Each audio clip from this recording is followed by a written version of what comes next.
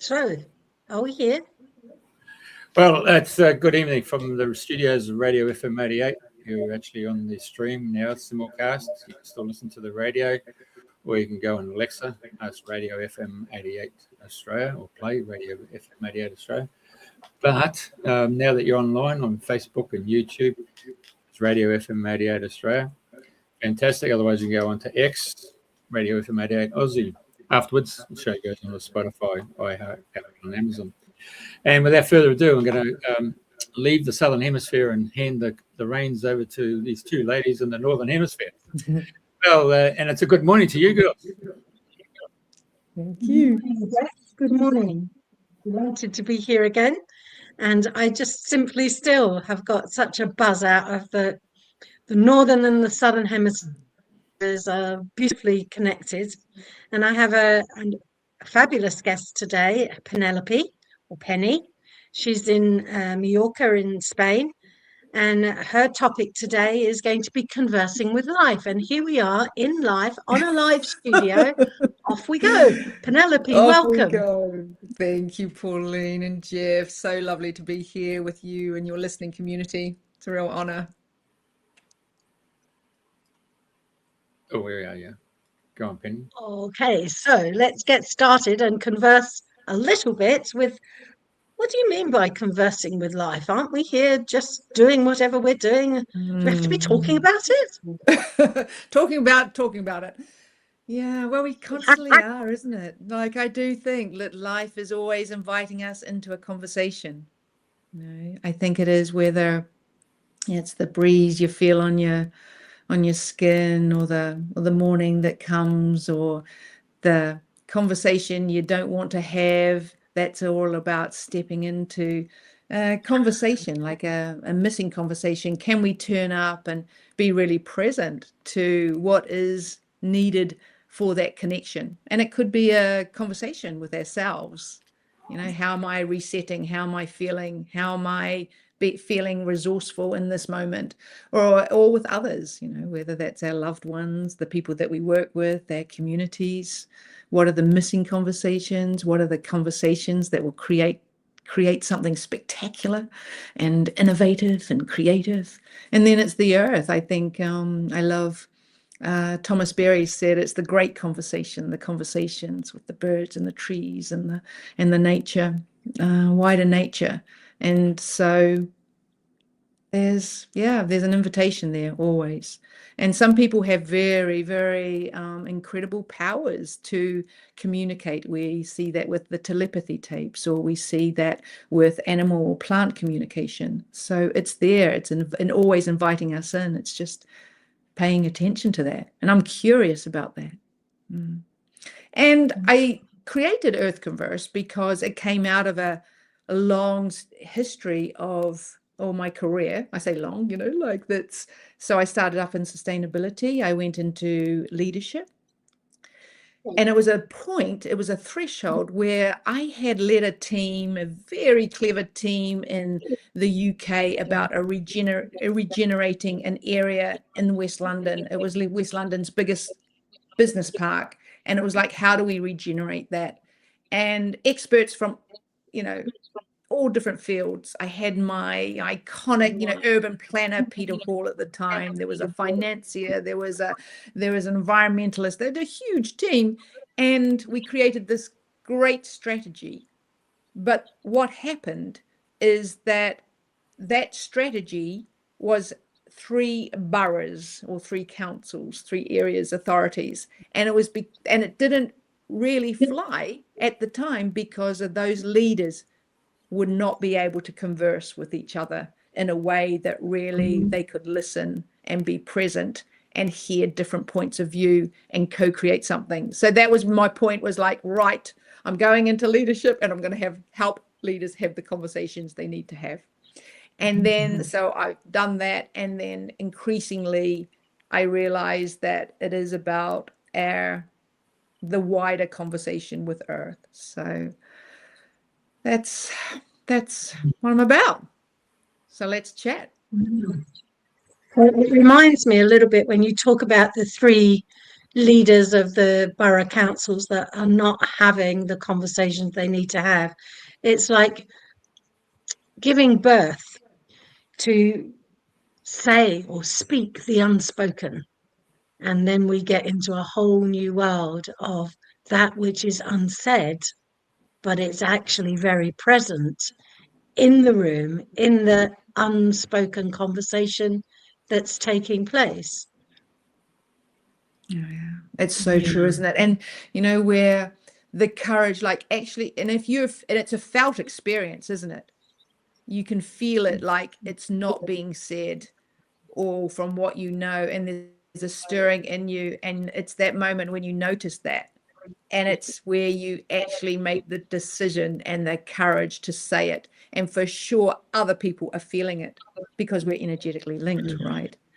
And it takes so much courage to stand up, but there's a whole system that doesn't want you to say it. I mean, that's human history. We're seeing it very much with the Epstein files, right?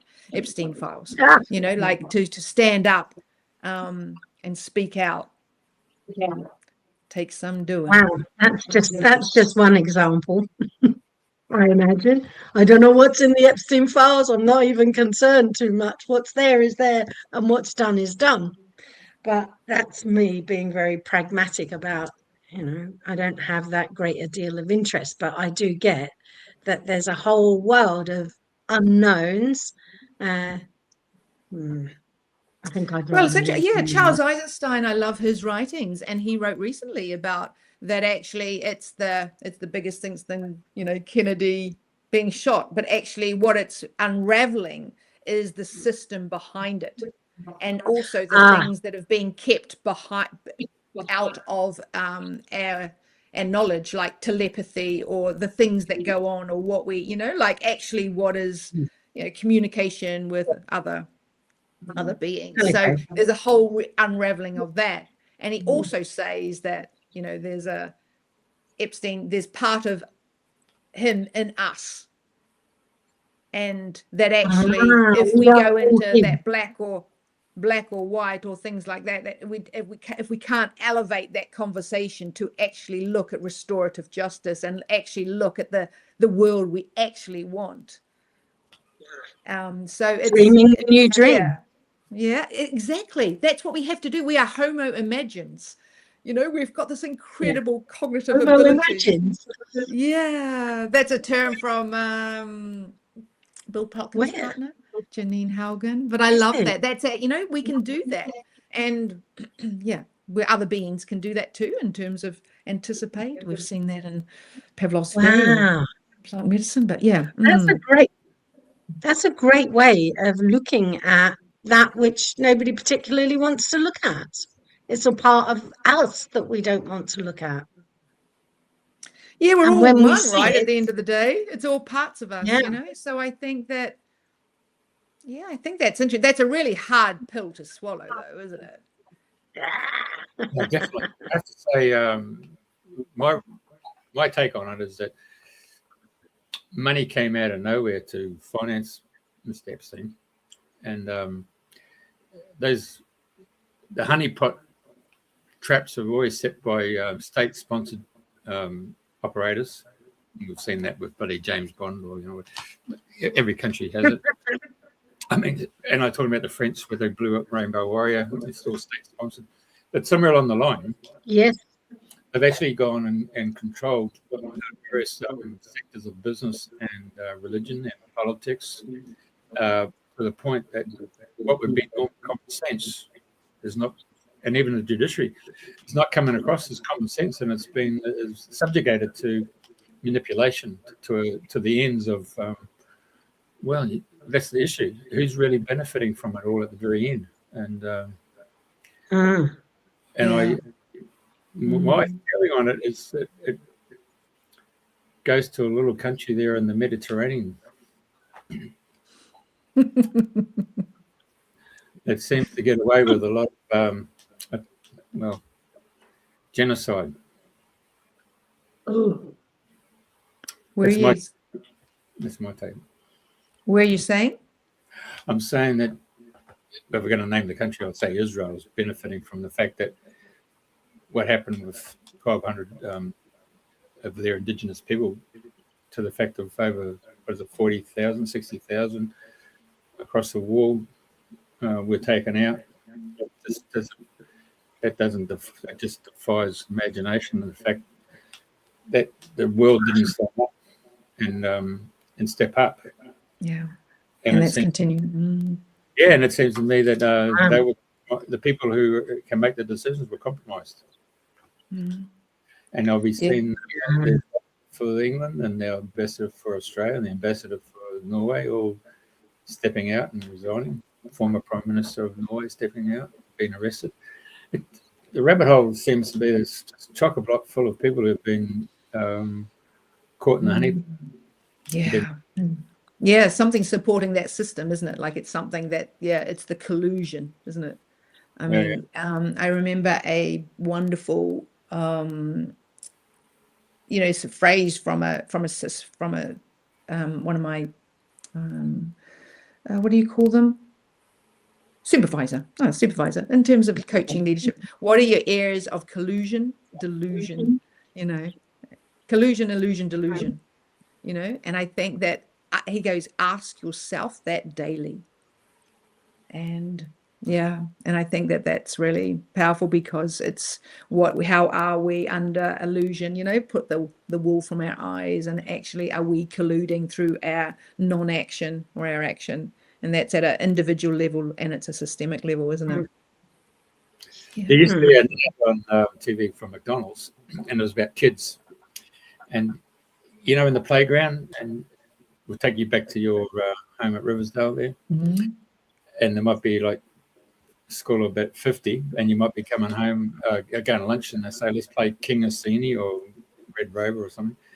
And so they might say, well, I'll pick you, Penelope. So you're the fastest runner in the school, and they let you run, and they'll pick you all the time because they're going to let you run and wait till you drop, because you'll just keep running, and they'll be able to pick up the weak, and then build up their whole gathering of people who they're going to pull you down because you're the strongest, but they've weakened you because they've got you to run, keep on running up and down, and they pulled you in. And so in the McDonald's ad, it comes and says, pick Pauline.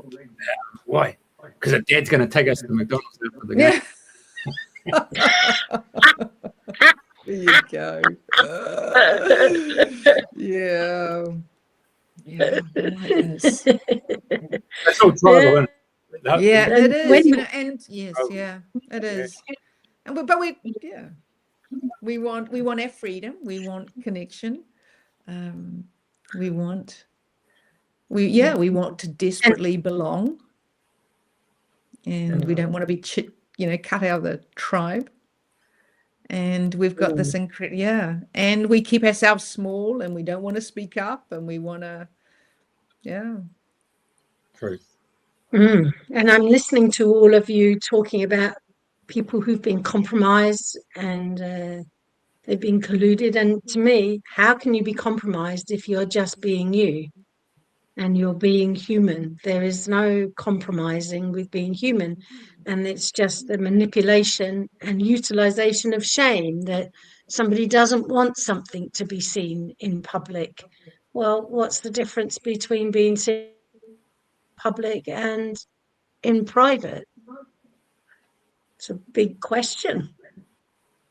And perhaps shame has a fair bit to do with it. Who knows? Shame's a powerful and if tool. we weren't ashamed, if we weren't ashamed of being, and how that penetrates into us and gets conditioned into us in the very beginning, then how can you be compromised?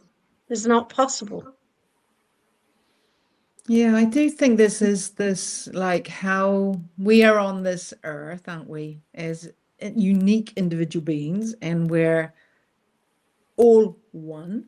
And I think that's like, how do I be my sovereign self, and in relationship with, whether it be another person, AI, the media, the public. I see it like how it can blow up, like in terms of Mallorca. What's Mallorca's identity in relationship to Catalonia or Spain? Like there's always this solo together, this what is our yes. uniqueness and what is So our together. connection. And so I think there's sort of, I mean, it's, yeah, I do think, I don't know, to not be compromised. We're still in relationship, aren't we? So we might be compromised, Yeah. even if we're in our, you know, like but the more that we're in our sovereignty, that's more difficult to do, to be compromised, isn't it? Yes. But it's like, yeah, there is a system that, you know, wants to control you. And All right. yeah. So I, you know, So, like let's I dream a little. believe in, you know, what's this sort of like, there's so much out of our control, but what is in our control? And I find that hopeful. I think that's the only thing we can do. So that's my whole leadership mission, is to help people feel into that resourcefulness, into that. And so they can truly be in service to the wider people and planet. Because yeah, we can't influence other people, or change other people, but we can certainly focus on ourselves, right? And in doing so, we turn up differently in the world. So, shall we dream a new dream? Shall we co-dream? What did you call ourselves? Homo imaginings? Homo imagines. Yeah. Homo imagines. So, in your imaginings, what would you see as very hopeful in the future? Well, God, there's so sowing the much, seeds but right now. yeah. Yeah, I do so love much. the idea, you know, freedom. None of us are free until we're all free. I think free to choose, free from our mind, to free our heart, free our souls. So that freedom, that sovereignty. And from doing that, we can then co-create. I think there's, you know, as many dreams as possible. So my dream is around, freedom and deep connection and co-creativity. I think there's things like, a peaceful world, or a creative world, or a just world, a regenerative world, all these things. But fundamentally for me, it's that combination, that we can sit in that paradox of our freedom and our connection. And so when we do that, it's really what's possible. What is actually my potential? So actually, in terms of like telepathy, or oh my goodness. Take a look at that, dear. I know, yeah, just where she came from. Oh my goodness! Like tumbleweed. Hello, dear Riversdale. This is where.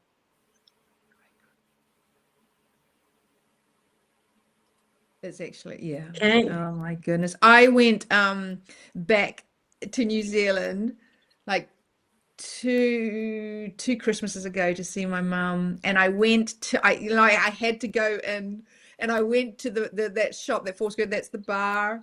I went into the bar. That's the post office. That post office there is where the post office closed when I was 15.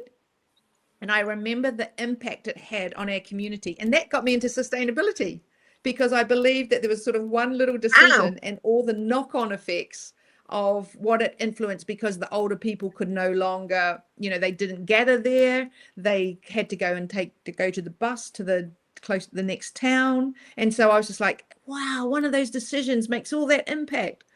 That's why I got into sustainability. Yeah. The hub. So, Bless what's it. the hub there? What's the hub?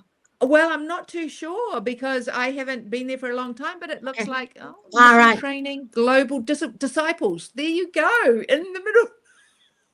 Oh, Global and what's the, disciples are everywhere. I wonder what they've put underneath it.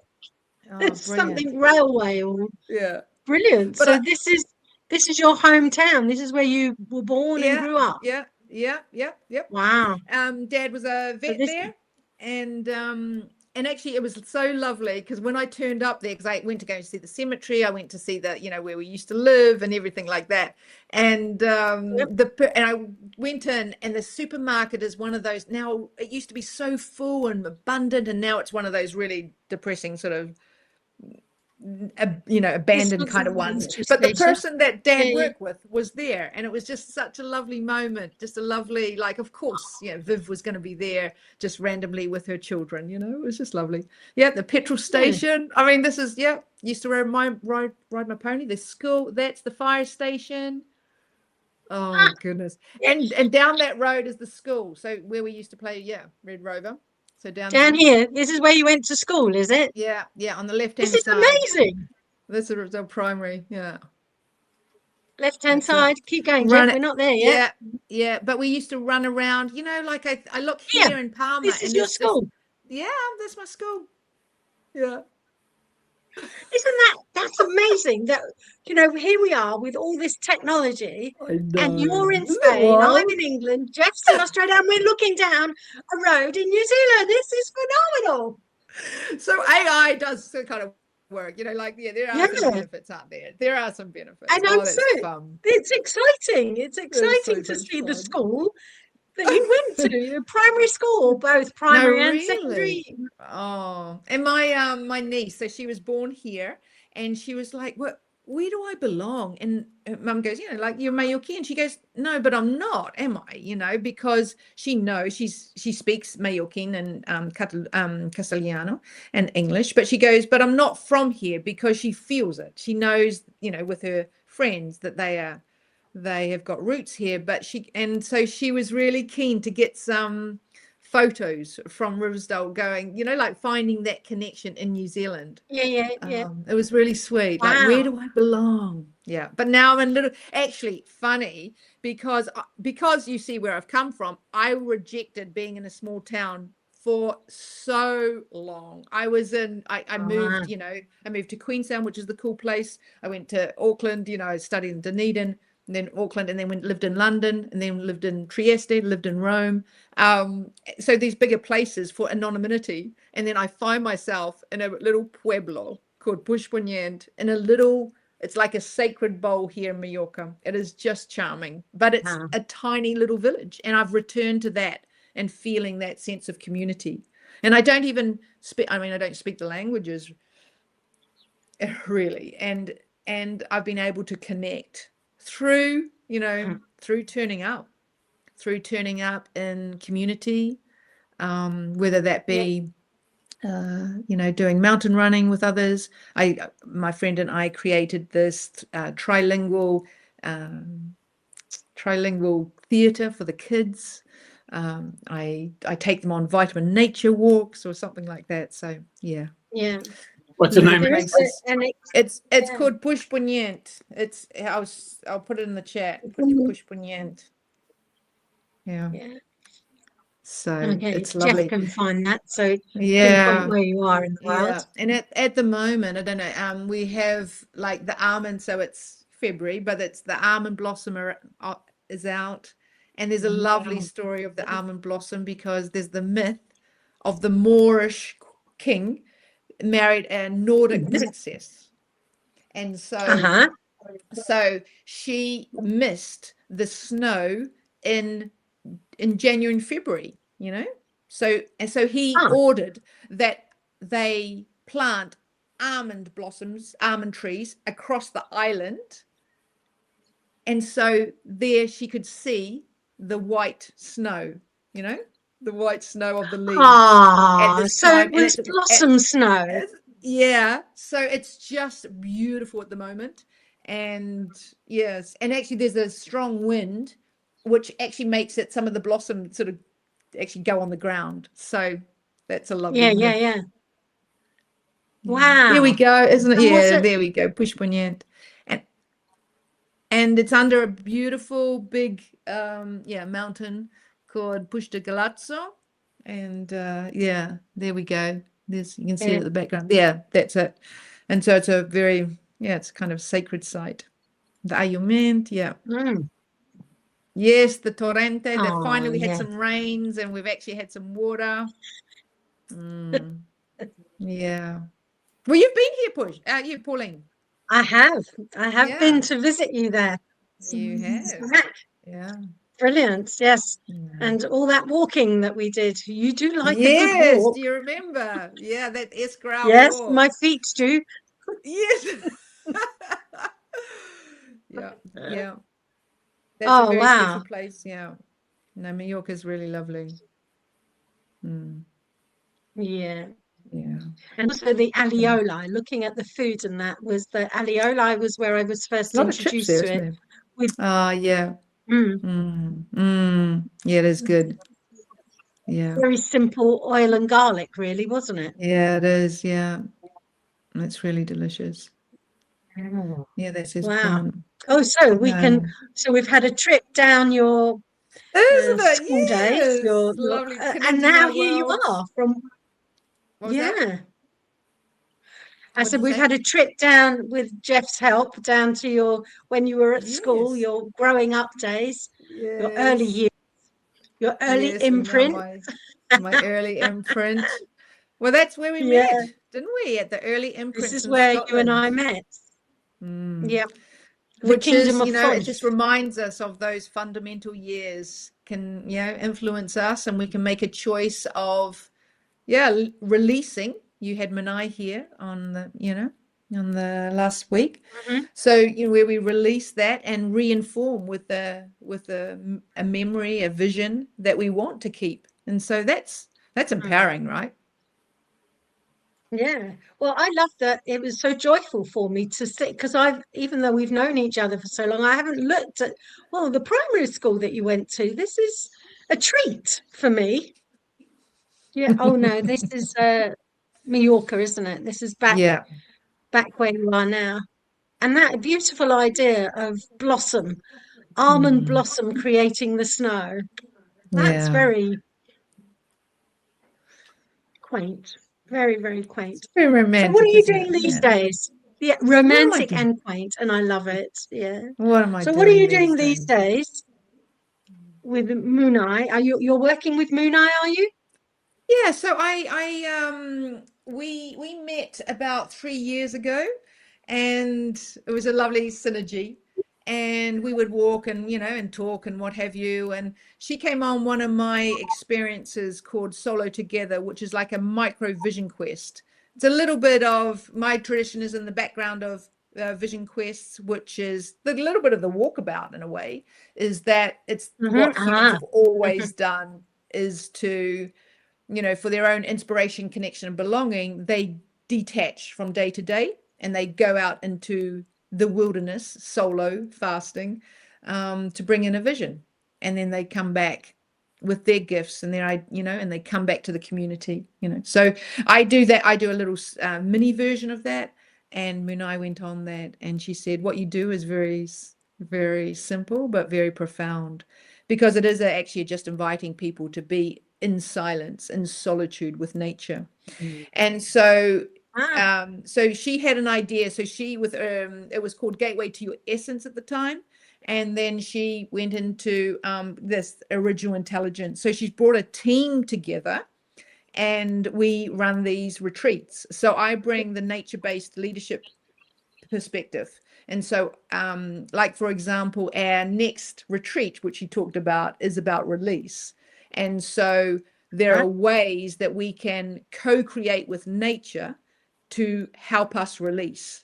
And so, I use the example of my niece and nephew. They go, I take them out to the mountains, they go, can we scream? Like Ah. going out to nature by ourselves is a sacred space. It's a private space. Nature's not going to judge you for whatever you do. So there's practices that we can call them like self-generated ceremonies where you embody what you want to do. For example, like screaming out there or, throwing stones. I want to release that belief. And so I get a big boulder and I throw it, and so it's enacting what you want to release. Or there's things like, I invite people, maybe it's just breaking a stick. I want to break that habit. So when I think of that, I not only think about my intention, I physically do it. And so our body remembers, body remembers sound or Yeah. the physicality of that. Or like, there's a participant last year and he really struggled with giving up smoking, and it wasn't part of his identity. In fact, it was like it's a real health issue, particularly for him, given his lungs. And so I invited him to bury his that fear, bury that habit. And he literally did put his like his tobacco in the ground. And there's something really powerful about that. So this is what I bring into the retreats. But Original Intelligence is just I'm a collaborator with Original Intelligence. It's a wonderful team, and I'm really excited about seeing the team and Munai's vision of the world coming. And really excited. I follow her books. Her books are going to come out. She's got incredible offerings. I'm really excited about that for me. But alongside, I've got my own Earth Converse. So I work with leaders and organizations at particular thresholds. And so that's what I do. I can elaborate on that. Do you want me to elaborate on that? You can. I'm intrigued. Did you follow up on the man who buried his cigarettes or his tobacco? Yeah. How is he these days? Yeah. He's given up. He's Has really he actually literally buried it? Yes. Has he buried that habit? Yeah. Brilliant. I mean, Brilliant. I remember smoking back in the 20s, and I remember going, actually, it was changing the space for me. I moved country, moved town, and also it wasn't part of my identity. So I think that when it's not the identity, the dream you have for yourself, you can easily, it's easier to give up to a habit. So he had a different, after the retreat, he had a different vision of himself. And part of that contribution was him doing this bearing, so it's all of us. The retreat is a multidimensional experience. And so I'm not saying that he just by bearing that, he gave up. There's more to it. No. To It reinforce was that. a ripening process. Yes, exactly. And that was the ripe moment. Yeah. I do believe in timing. I believe in ripeness. I really, and how do we help prepare ourselves for ripeness? And Munai talked about that, didn't she? The retreat's really amazing. Like, we do this liver detox, so the facilitators do it too. It's like we walk the talk. And there's just processes and unpeeling of the onion, the releasing. Yeah. To prime ourselves for ultimately what we can really dream. Yeah. So the releasing creates the space for the invitation for what's new, for the new dream to come in. And it can be substantially different to the last incarnation. Exactly. Yeah. Okay. So tell me, what helps you? What sustains you? How do you feed yourself, but not physically, in a non-physical way, in order to be able to do this work? What feeds you? Yeah, I love that. I'm fascinated by all the ways we can reset and resource ourselves. That's part of what my real offer about that. Like, once again, how as our own, what can we control, and what can we do? So I have a meditation practice. That's what I started really in terms of my own parallel leadership journey. Vipassana meditation. So I have continued that for many years, and that has helped resource me in terms of slowing me down, helping me see my thoughts, bringing in compassion, a sensitivity. So in fact, from that, I was able to then connect with nature in a different way, because I had this sensitivity through meditation. And so my nature-based practices sustain me. So I am every day out there, or connecting in a way. Even if I am in a city, I will find that. In fact, you can do it right now, can't we? We can honor the air right now, the sacred element of air right now. We can, or the saliva in my mouth, honor water. I can feel the heat of my body. Yes. And honor the fire. I can feel my body in contact with the chair. I can honor the element of earth, so I do these, so Vipassana, nature-based practices, and there's just a multitude of that. And then I think sustain a great, like whether it's a great conversations. I love great conversations, and thank you again for this one, you know, like, so there's that. I think I've started a wisdom workout, which is just like an online inner gym. Each week I invite people to come in and just sort of, to anchor themselves. And I think these are acts of self-leadership where we reflect on the week, and then what do we want to resource ourselves in for, you know, resource to the next phase. And we talked about like habits, and I would say that I have, you know, a multitude of habits, from waking up to greeting the morning to saying goodnight to the night, like in terms of little practices on a day-to-day level that bring me into presence and connect me with the sacred, because life is sacred. And so I feel like I'm earth conversing throughout the day, because I can connect with myself, have a conversation with myself, others, and the earth. And so that's what sustains me. Yes. And and I've gone through some tough times, and it's been, you know, but it's those practices help me be resourceful, you know. So yes, that's what I offer. I offer to myself, and then of course I can offer that to others with integrity. Yes. And so it sounds like there's a whole world of conversation that's beyond words. It's not about forming words, but there's, like you say, the elements, the earth, the fire, water, air, everything is there if we choose to tune into it and recognize that a conversation doesn't have to be what we're doing right now. There is a conversation, but it is our conversations. It is as if you're sitting right next to me. You happen to be in technology thousands of, well, good few hundred miles away, 800 or 1,000, I don't know how far away you are, but you are sitting next to me, and the connection is real. It's always lovely. Yes. Yeah. It's amazing, isn't it? That felt, you know, energetic. The more I get more sensitive, and the more I know about like energy. I mean, you two are more versed in energy than I am, but I feel it, like I feel that the truth of that, you know. I don't yes, it's a felt experience. Might have studied physics a little bit when I was younger, but there's this connectivity. And to remember that. Jeff's interlude with taking you back to, just because he happens to be in Australia, he's here in this conversation. He's in the room together. Together, solo. Yes, exactly. Solo together. We're always that. That's the dance. That's the dance. Yeah. Dance. Yeah. 1,501 miles, mate. That is. Oh, what was that? 1,501 miles. I just thought. Is it? We've already done it. Well, he and Google are a font of all knowledge. What's it between here and Brisbane? What's it between Mallorca and Brisbane? Oh, hang on a second. Make him work. Yeah. I'll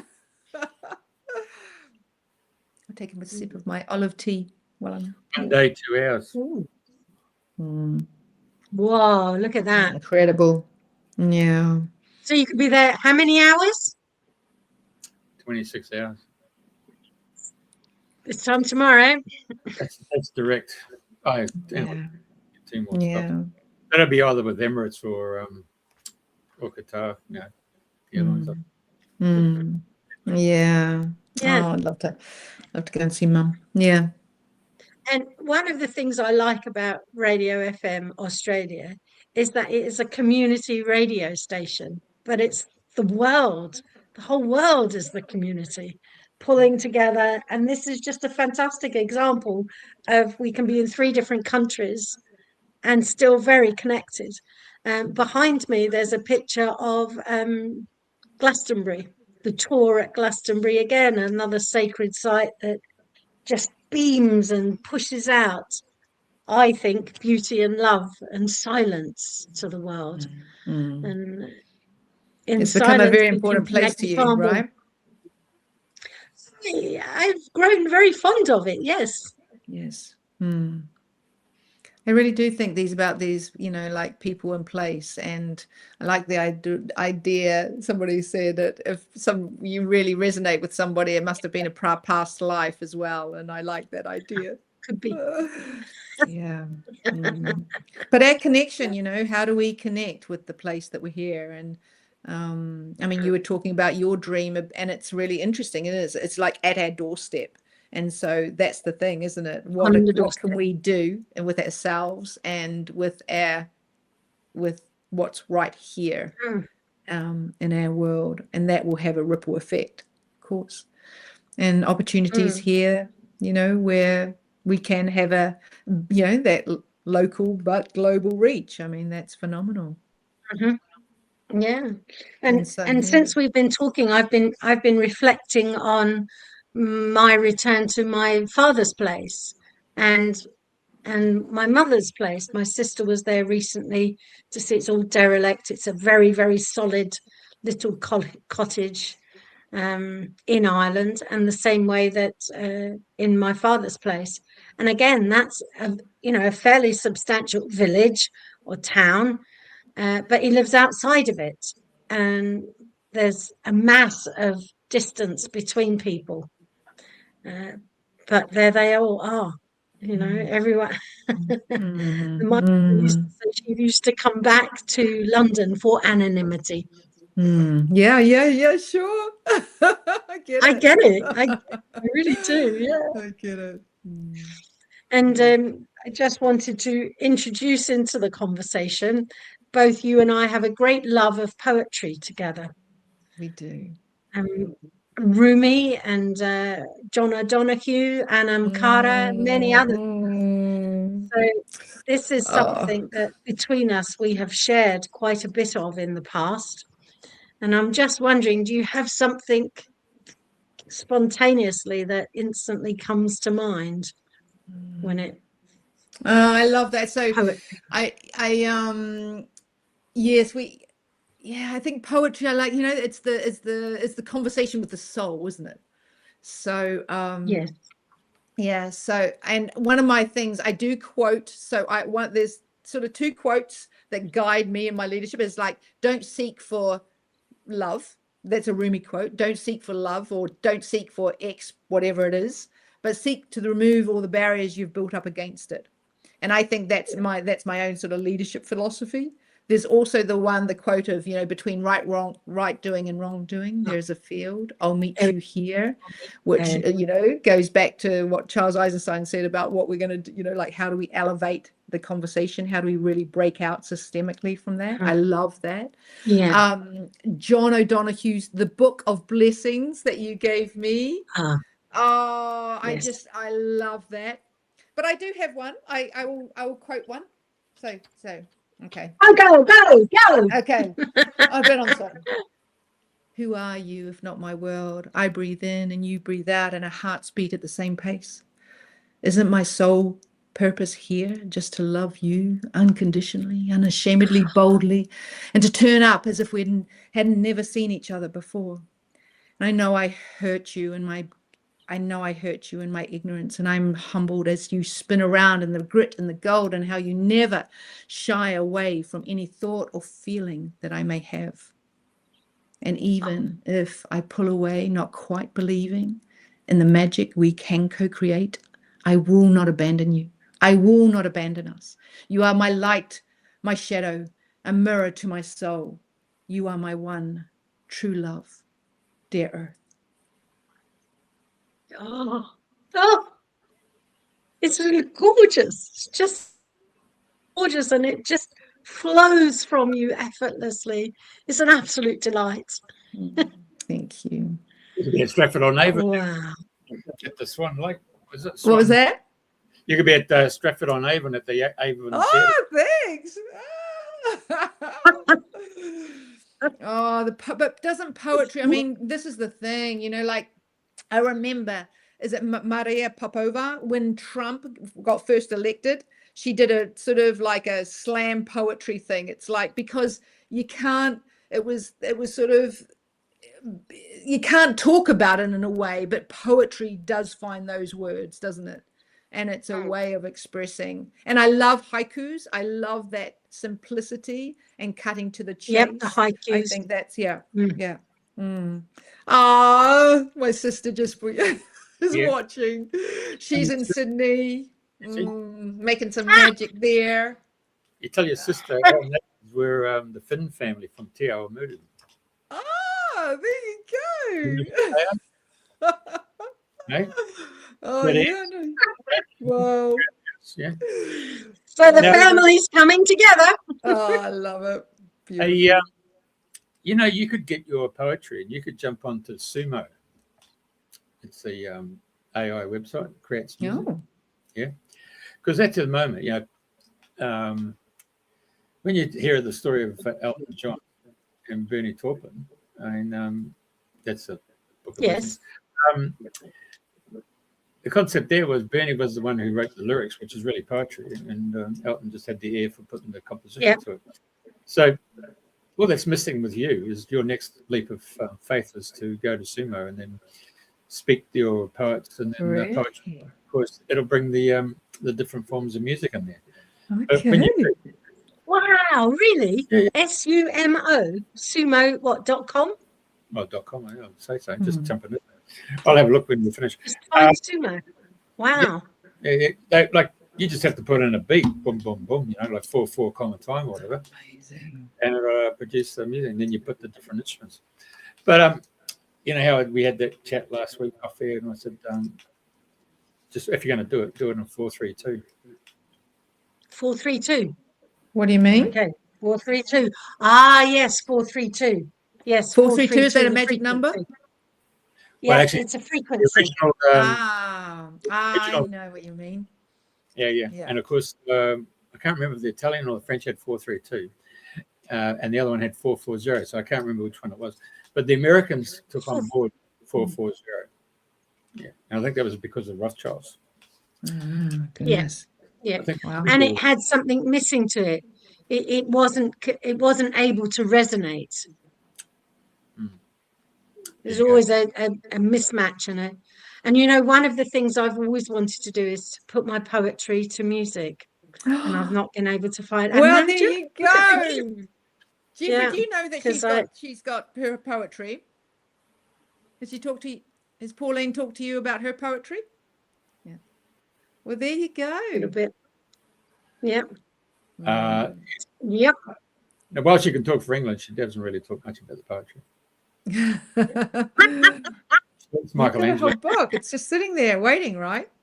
Michelangelo doesn't talk. Yeah, it's been sitting there. I mean, it is on Spotify and poemhunter.com, but yeah, I've got things to play with now for the rest of the week to see what happens with Show.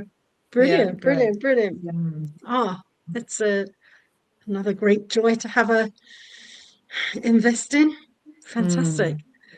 Make any song you can imagine. Make a house song about quitting your job. Actually, I think I went to a birthday party recently and they had created it, but they had put the words, and it really was something else. And you know, there's an and, isn't there? Like, yes. How can giving away our authority? Could I just actually make my own music? You know, like there is something about we give away our skills. And so this rush to be efficient and create. It's nice just to check in with oneself. Yeah. Oh, Suno. Well, there you go. The idea of poems to music has been brewing for at least 30 years. So there is a ripening moment. There you go. Yeah. There you go. Maybe it will come to pass. Who knows? But I've seen what some of the earlier AI have done with my poems, and the voices are just awful. So I did my own voice on Spotify at some point in the past. Yes. Yeah. Claim your own voice as you're doing it now. Now, Penelope. Yes. In Australia, we would have put you Penny. Yeah, yes, I do have yes. I am Penny in New Zealand, and Penny most, but in some countries it sounds. When they say Penelope, you're in trouble. Hey, or Lady Penelope, you know. Yes, thank you. Hey, this is me right out of left field. Because of your mental stimulus, would you be under Aries? Are you an Aries? Yes. Yeah. To that.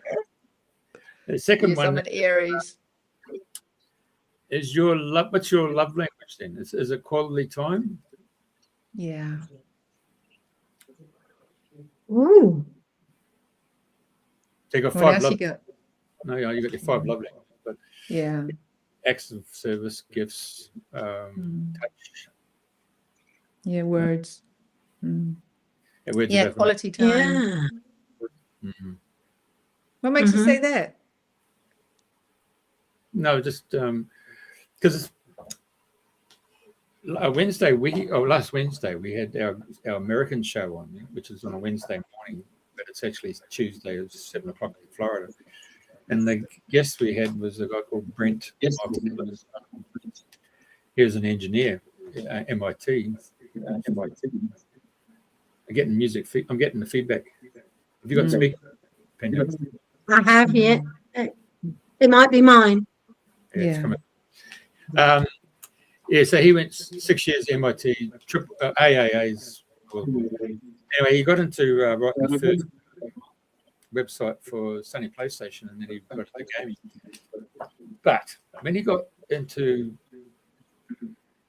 serious health concerns because he wasn't looking after his body, and then he ventured into the whole area of the holistic healing and looking into the whole concept. Being a scientist, he said, it's already been invented. My job is to pull it apart and then put it back together and see if I can improve it. He took first generation spiritual stuff. There's some feedback. There's a lot of feedback coming back. Still there. You might have YouTube on or Facebook channel going. I'll turn this off. Yeah, so Any better? Yeah. Oh, we'll check it out. In the first generation, he called it massage, mantras, acupressure. Second generation was in theta. And the third was observing the human body and its emotional state. And how he learnt that was the master that he went to see. He put him on rollerblades at Venice Beach. And he spent half an hour rollerblading around the bloody car park, and he thought it was just a whole lot of mumbo jumbo. But the guy explained every aspect of his body movement, told him where he had actually triggered off aspects in his body, which affected his whole. So, listening to you, and I think, okay, this is interesting because you love to talk or you love the conversation, so that's a real headspace. The question, and you're really working on the emotional level by getting grounded. And most Indigenous people that I've had the pleasure of working with, particularly the metaphysical teachers, will work with the 4 elements, and they do all the ceremony with the 4 elements. And it's about being grounded and being in balance. So your love for the freedom of thought, and then bringing that consciousness into the body and then embodying it into the earth is your journey. And it's and most people would say, oh, to go and have a chat with Penelope, it's you're going to get into a real serious conversation, and then you'll sort of miss out on the emotional heart. That's what he was talking about. It was the emotional heart that he learned was the most important thing, and Gen 3 or 3rd generation healing, and it was quite a profound conversation. Yeah. And I'm thinking, wow, you're in Spain, you're in the island there, an island to yourself, and you got away from New Zealand, from the mountains to the to a form of culture. But can I just also say to you, I'm sorry, it's your conversation, it's not mine, but I was just interrupting you. But I used to have some really great discussions, and I'm not an Aries, by the way, with Archbishop Father Peter Strong from the Orthodox Catholic Church. And one of the conversations I asked him was, excuse me, Pete, why does John Paul II, when he comes down off the plane, why does he get down on his knees and kisses the ground? And he said, he invokes the angel of the country to nurture and protect and guide him. And so I tested that out. So when you talked about the young lady and your family there, and she wants to make that connection, you can either go and meet the angel of New Zealand, who, by the way, is sleeping. Cool, sleeping. It's a bit like Moana, the movie, when she's the island. But you could do the same by asking to meet the angel of Mallorca. Yes. Yeah. Yeah. Yeah. No, I believe that. I vote. Yeah. I think I bring people into mountains for that connection, and that great reverence for the land that we're here. I do. Yeah. In terms of medicine walks or things like it is blessings. I'm going back to John O'Donoghue, the Book of Blessings. How can we bless? Yeah. Bless the day, bless the land, bless, and give thanks, because we are connected. We can find this is wherever we are in the world, we can feel into that belonging. Yeah. Years ago, I went over to Brazil to see John of God. I just wanted to see how he logistically operated and did 3,000, 4,000 people a week. So my intention wasn't for the healing mode, just to see how he worked. Your curiosity. Yeah, I want to see. Yeah, boom. So anyway, we line up, and for the first time, people, when you go through the room, it's got all the mediums all there and bringing the current in, and then you go and see the guy, and you've had one blink, nanosecond with him, come 3,500 miles to see you, mate, not get nanosecond. Off you go. But what actually happened, we went for lunch, and they had soup. And I thought, I'm going to go back for seconds. Can I tell you, that first bowl of soup was all I needed. And so, inquisitive me, I went and investigated and thought, it was so delicious. It was so nourishing. So I went into the kitchen. I had these humongous big pots, massive pots, to feed all these people. I had these big burners and stuff. And I put my head in the door and I said, it's a really nice soup. How did you do it?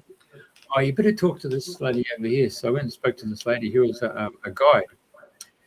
And what had actually happened, the guides get rostered and take their groups, and they got to do certain things on the casa.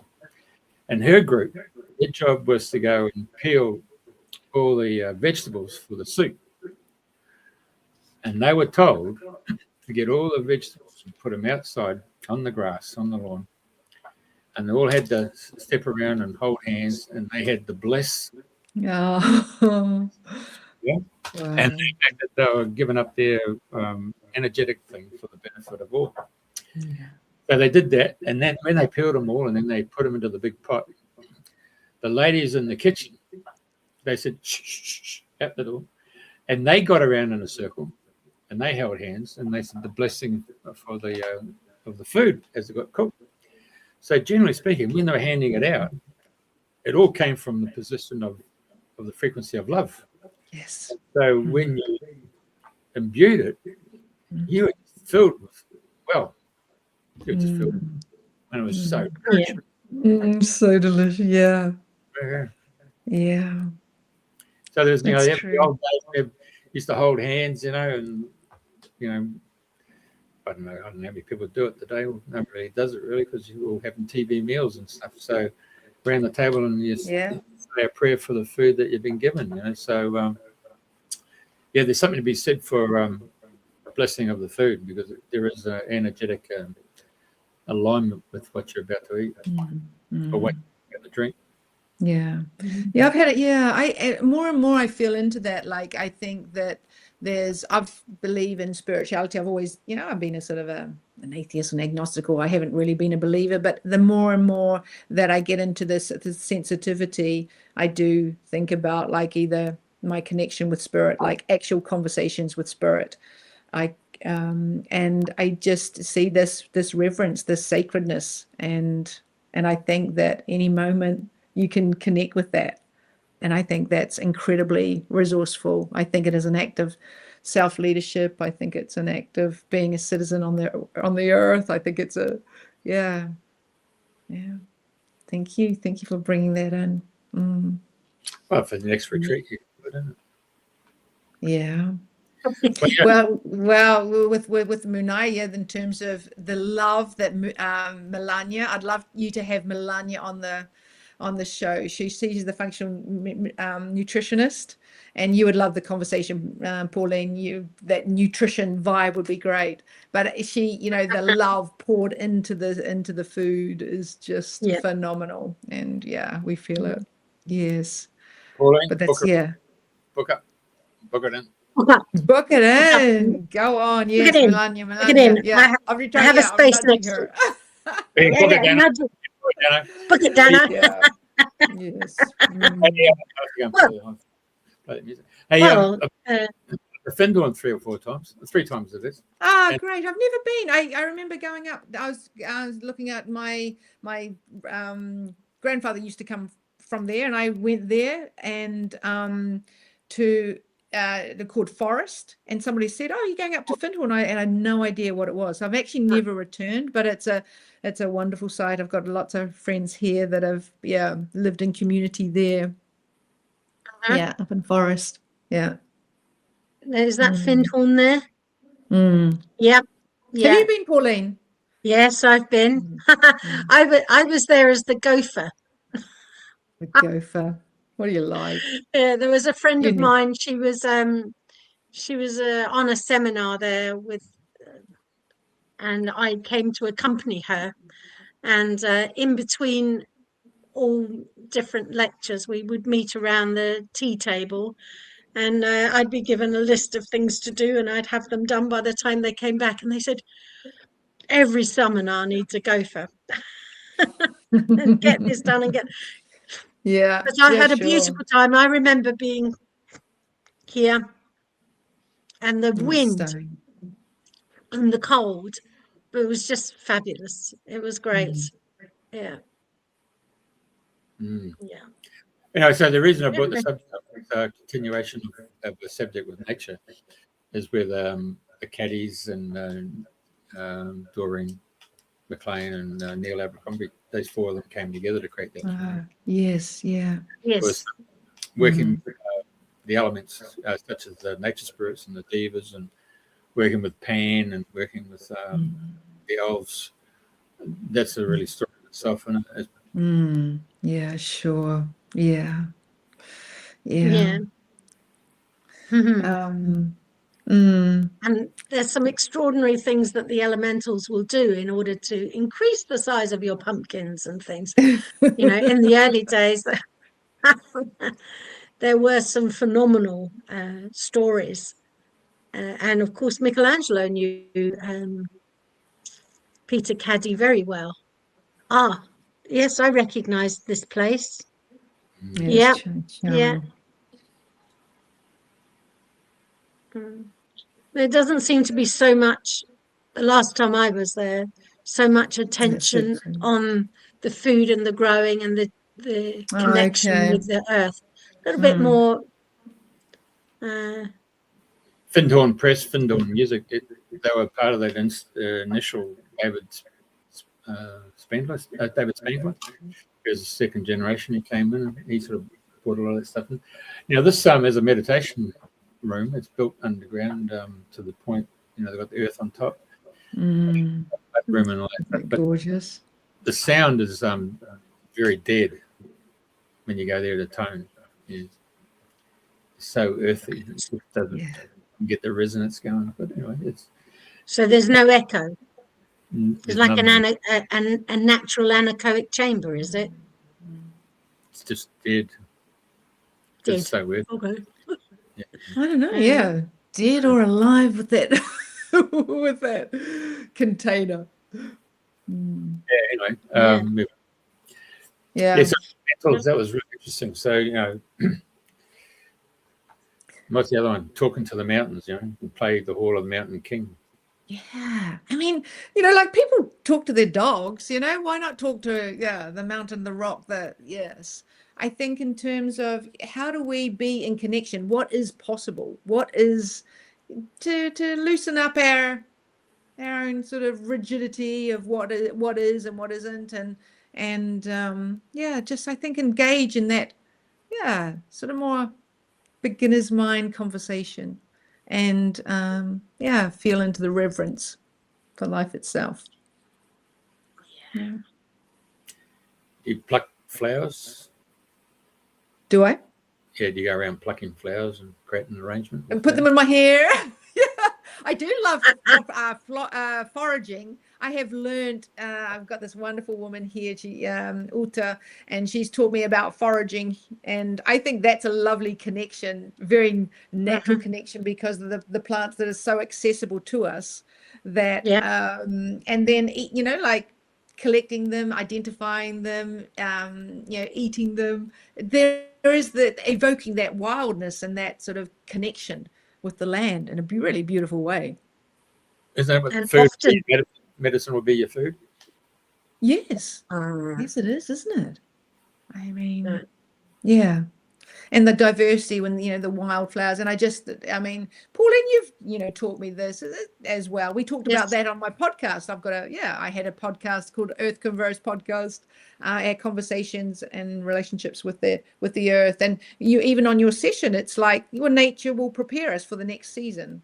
So absolutely. So at the moment, there's the sort of this kind of like little I know it's kind of a bit of spicy sort of leafy things happening here to activate our winter, slumber. I don't know if you've got any ransoms or wild garlic anywhere around where you are, but there is. it's starting to poke through. The and that's absolutely so good for releasing the past and the hibernation that we've been in winter time, to prepare us, get rid of all and it would be so in keeping with your retreat that's coming up.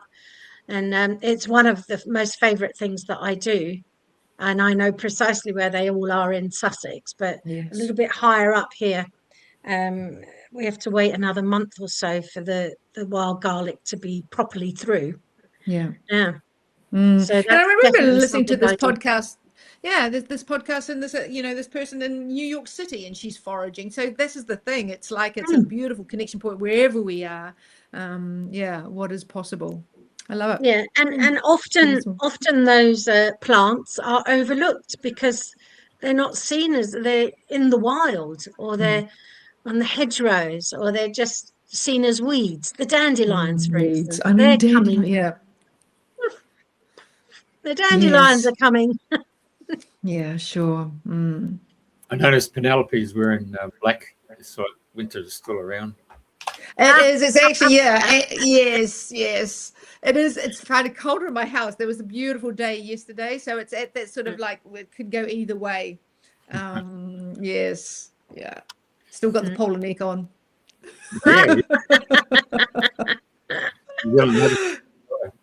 What was that?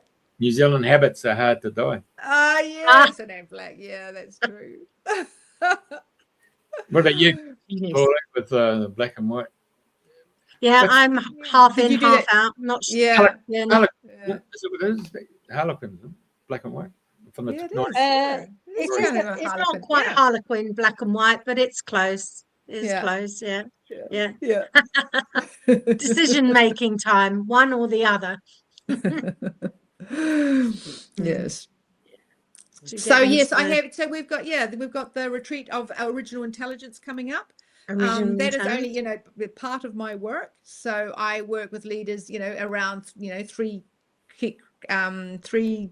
thresholds really, in terms of we're where there's a time in our lives when we realize we have to look within, that actually the external world goes on and we are reacting to it. So how can we then come into leading ourselves? So I think that's a moment in our lives, or when we stop blaming our parents, we have to go in and actually deal with our own stuff. So I think there's then the like with leadership is about like, actually, I've got this vision, but how do I bring it to the world with others? And so that's about creating the conditions in which people perform.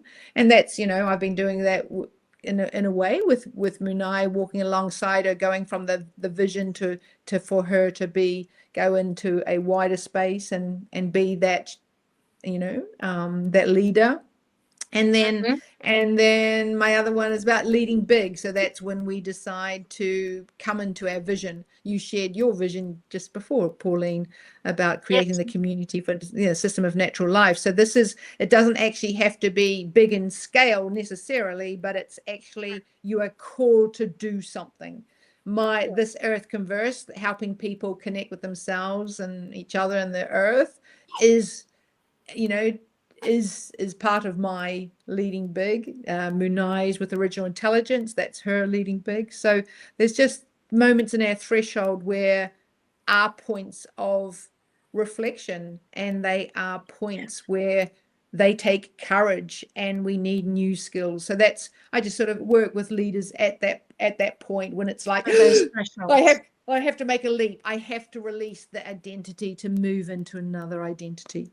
So and working and collectively, is that not what we've done or are doing still, where we have the year of the snake, where we've shed the old skin, and the year of the horse is coming in?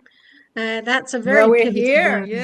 that's we're here. Get rid of those skins. Yes, but this is the thing, once again, where I think like, how do we release? And that's a beautiful, going back to the mythology of Munai, is that how do we release? And then how do we then reinform? So what do we replace with that? What is the dream we're bringing in? And I think that we are astrologically supported at this time of, the year of the horse. I mean, tomorrow there's Saturn and Neptune. I'm not an astrologist, but I do trust the astrologist who is saying this is a phenomenal point in civilization. People are talking about a civilization reset because Saturn and Neptune haven't been together for 6,000 years or something. I don't know the details, but story is, so I think it is like, how do we work with those energies? We might not even understand them, but they're there and other people do understand them. And so it's sort of like, how do we and from our conversation today, from our conversation today, it seems to me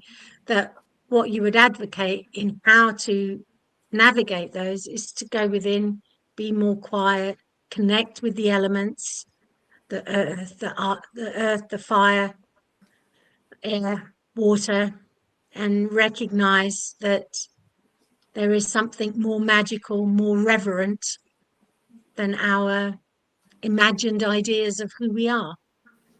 I think that so coming back to presence, whatever will resource you, whatever it is. It doesn't have to necessarily be the elements, but it's just sort of like what will resource you. And then and from that then it's the next, what else is possible, because that relaxes whatever relaxes our nervous system, so we can be present, that we can be resourceful, that we can bring in our own wisdom, the next great question, the next whatever it is.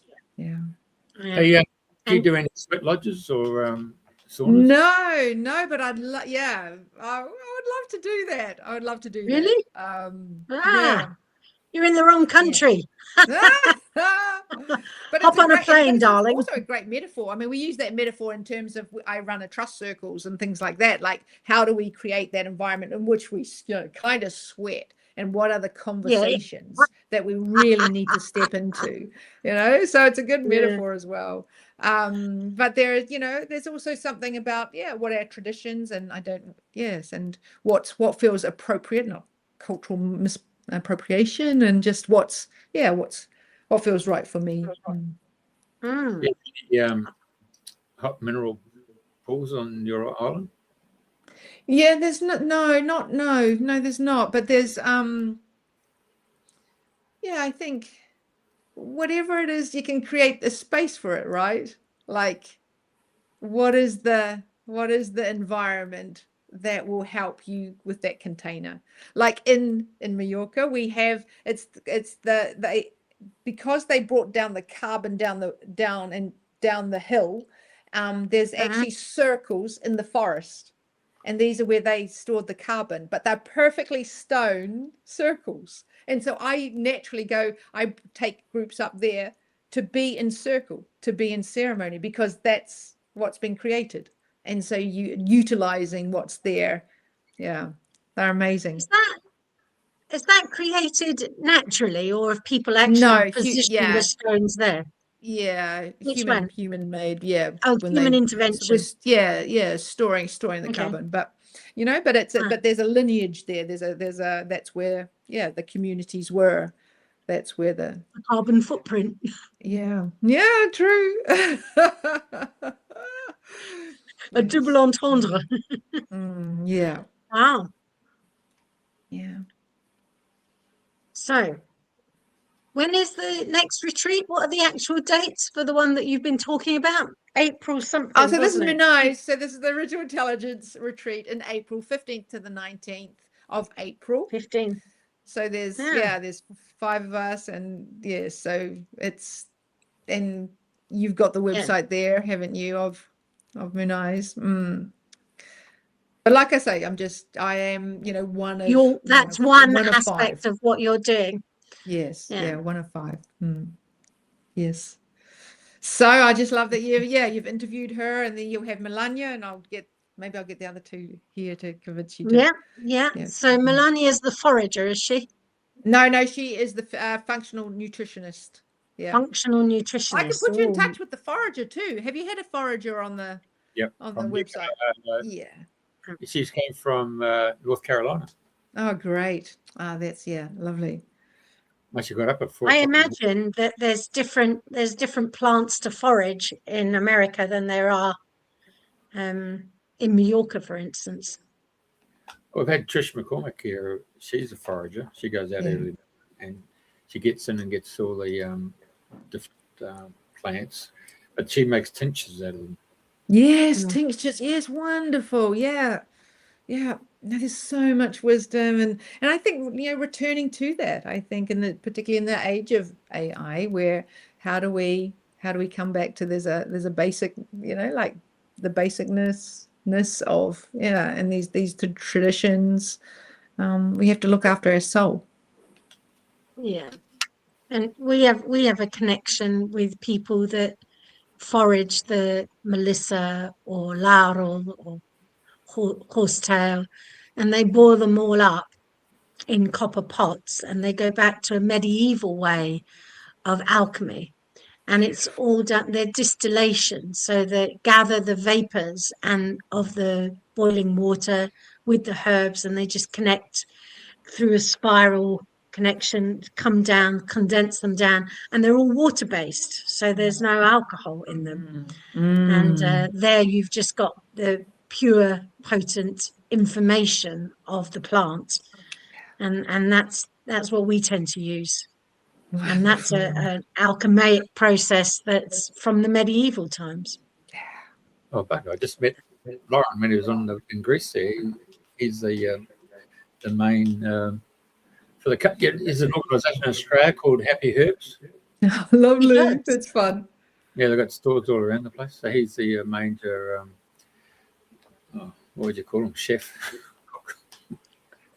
Brewer. Yeah. Brewer. Yeah. Happy herbs. He brews the herbs. Happy herbs. 80 different herbs. They sometimes have to import them into Australia. I'll look them up. Happy herbs. They're so fun. I mean, they are very happy. They can elevate one's mood very easily. But this is the wisdom of the plants. Right. What else do you want to talk about, or is there a question that we haven't asked you that you need to ask you? Is there something you want to talk about? Well, I guess you can ask me anything about help us out. What I do with with the people. I don't know. There's some examples, or or maybe it's just a natural ending. So okay. So bottom line is you're on this little island here. Boom, boom. So where do all your people come to for the retreats, where they originate from? Are they on the island, or they come from Spain? Yeah, in terms of the island or Europe, there's people being from Costa Rica, or so I think it's sort of what attracts people will come. There's goodness, now there is a direct flight from New York to Mallorca, so it's a very accessible. Really? Yeah, very accessible, popular, place to come. And so, yeah, I mean, I traditionally, in terms of working, I've worked, across sort of like 5 continents. And so I've been, in the past, worked for organizations that are bigger than me. So in terms of leadership, so the reach is large, and basically either, Europe, or, there's been countries in Africa, or America. So it ranges, Yeah. but definitely So you really European are part base. of the global.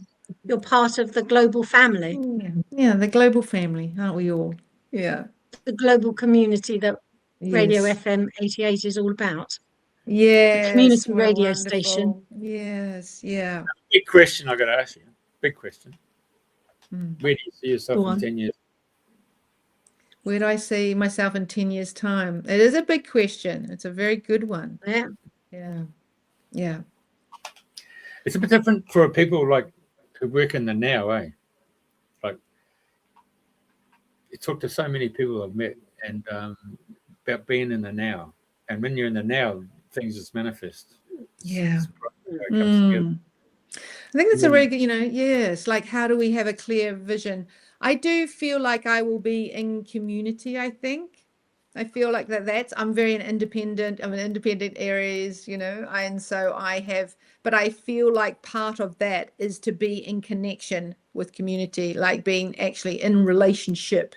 And so a vision of a beautiful place where we can create this lived experience and offer our retreats in a container, in a way, on the land that we care for, so I feel that's part of my vision there.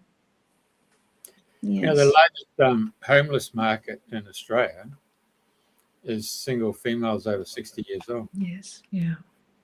Whoa. Yeah. Wow. I can see that. Yeah, so the thing is that they do get married, they do have children, and then they need to do a date night. So the date nights slip away because they've got the children, then they have the grandchildren, and so marriage is split up, proceeds are split up in the middle, and then gets to a point that the ladies like to live in the custom, in the manner that they've been accustomed to, and except the funds are drying up. And then it's a question of where we're going to live. Yeah. And because, here in Australia, so many people into Australia here that there's a housing shortage, and that's seen the spike in the rentals as well as properties. It's just so to see people for the very first time in Australia, living under bridges or in tents, parks. Yeah. Never seen it. Yeah, there's something wrong, isn't it, in society? Yeah, that's the thing, isn't it? How do society treat the most vulnerable? Is always an indicator of where we've advanced as a human species, right? When I arrived in Australia, there was 7 million people. Yeah. So they were up to around 24, 25 million. And that wasn't through procreation. So, trying to keep up with the immigration that's coming in, the housing is just not happening. And so somehow, you've got to just turn off the tap. Unfortunately, you've got to turn the tap off, and so that you can recalibrate and put your services and all that stuff. Because you are building community. The community is your country, where it's trying to provide you with medical services and education, and defence and roads and public transport and entertainment as part of your tribe. But it's causing too much bloody anguish for a lot of people. And yeah, sure where we're going with this. We've had so many different people on the show, and then you watch something like Jeremy Clarkson and his Clarkson's Farm, and you realise for the very first time, people in the cities are, it's been brought to their awareness what it's like to live on a farm and be in a little community and try and put food on the table. And then here you are tonight talking about Riversdale and the post office closed and the impact that it had on the, and Jeremy Clarkson said the same. Yeah. Yeah. Yeah. Doctors go and you have to go to the nearest town, or the bank's closed, you have to go to the nearest town. And if you're someone over 60 and you've got to learn to get on the internet to do your bank payments through the internet. Yes, really. Yeah. And a lot of this, you talk about the ladies over 60 being the largest proportion of the people that are homeless. For instance, culturally, in Africa, for instance, a man would have maybe 11 wives and all the wives would get on with each other. And if he were to die or he were to leave, all the women would gather together, club together, and they would be there as a supportive network. So they would not be so much in isolation. So there's so many different cultures around the world doing different things that we could all learn from each other a whole lot more. Yeah.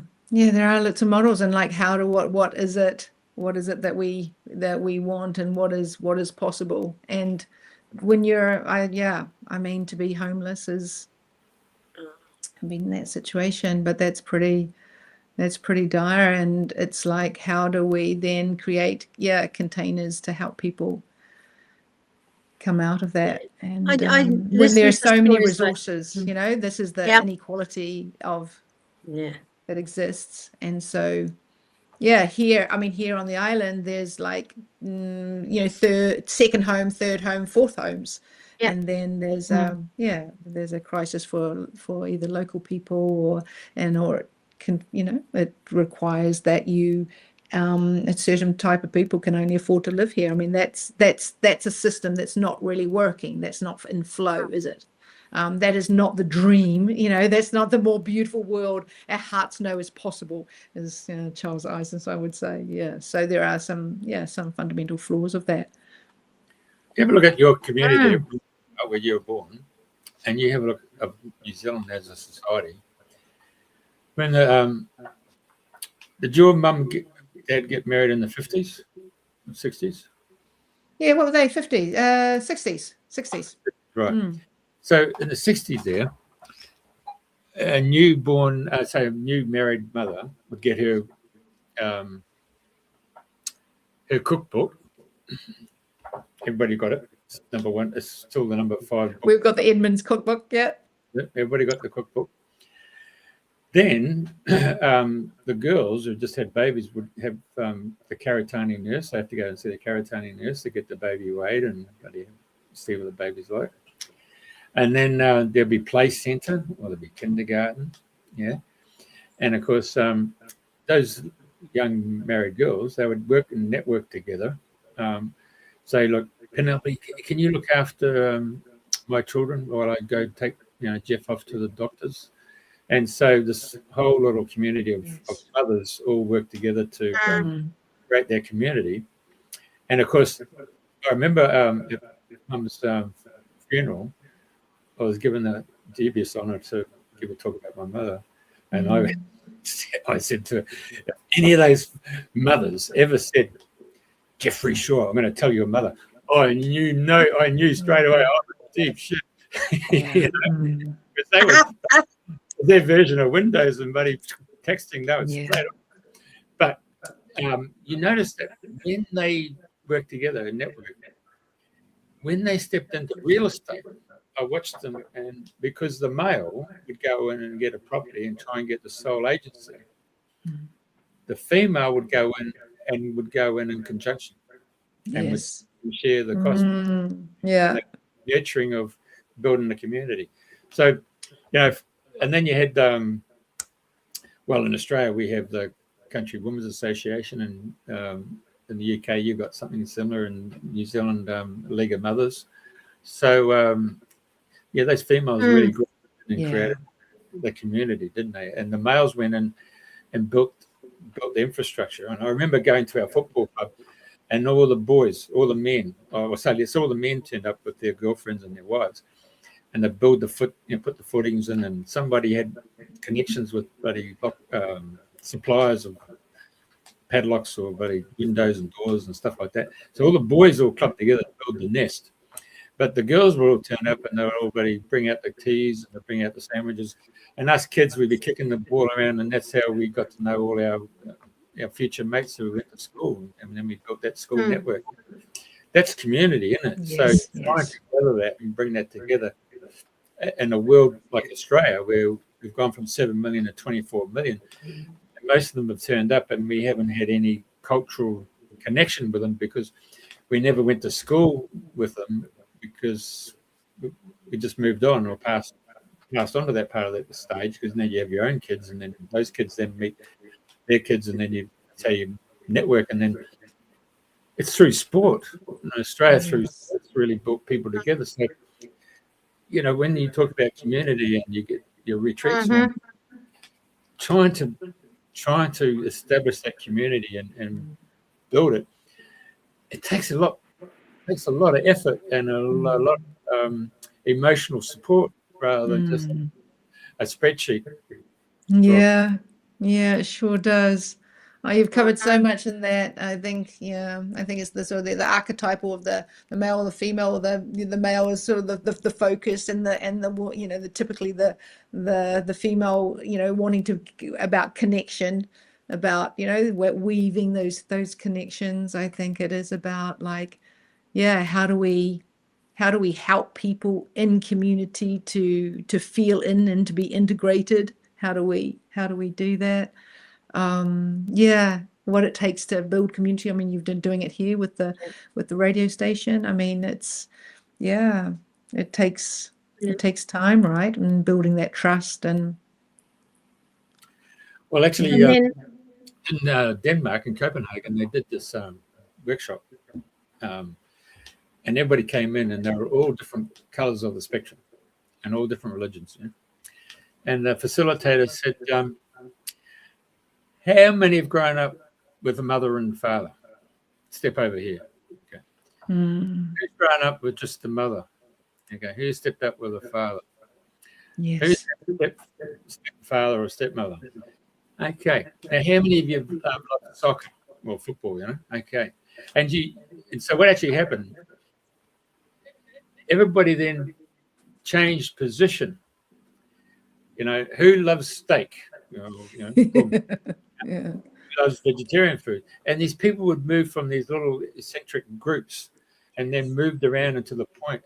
Oh, I didn't know you like that. Did you like playing cards? Oh, you got a skateboard. So all of a sudden, there's these individuals from all different parts of the world in bloody Denmark and Copenhagen, and all of a sudden, by the time the 3 hours is up, we've all become mates and friendships, and that's a lovely example. Areas of commonality. Where do we connect? Where can we feel into that? Into the truth of that. Beautiful. Yeah. Well, there is a commonality in what you've just said, that each and every one of us has a mother and has a father. We wouldn't be here otherwise. Well, that's a fairly fairly good assumption to go with. At some level. Some level. At some level. IVF. Oh, yes. There's an egg and a sperm, right? There's that. That's another ball game, isn't it? That's a definite. In England, it was Louise Brown was the first IVF baby in 1978, I think it was. Crikey. Yeah. But even she had to come from an egg and a sperm. Yes. But we're lucky to be here. That's I'm very grateful participant in life here on this moment. We don't know how science has gone after they've cloned Dolly the sheep to cloning. Oh, yes. Yeah. Yeah, Dolly. She's still around. And I do connect with the idea that we are on a threshold at the moment.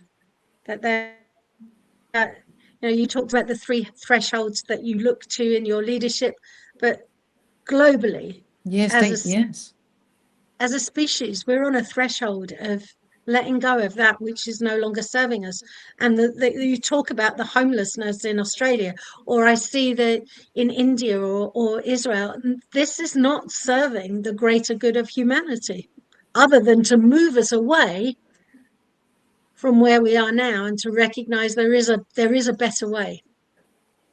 Yeah, I do think we are in terms of humanity. I think that, and there's, lots of people talk about, where there is about the new story or the new earth. There is a whole lot of letting go. We're seeing that in terms of sort of the structures, the systems. We see that they're failing and it's not working, and it's like, and we're seeing this hypocrisy. We're seeing the system for what it is, and we're seeing more clearly about that. Actually, that's not working. And alongside, we've got incredible devastation and of our natural environment. We've got wars. We've got so I mean, it's not working.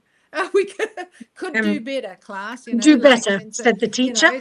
Could do better. I do think, but this is the power of actually, what are we? We are co-creators, aren't we? Yeah. So we are. We're not just passive, and so even in day-to-day life, we're co-creating. But if actually we're into, what is my heart saying? What is the truth of that?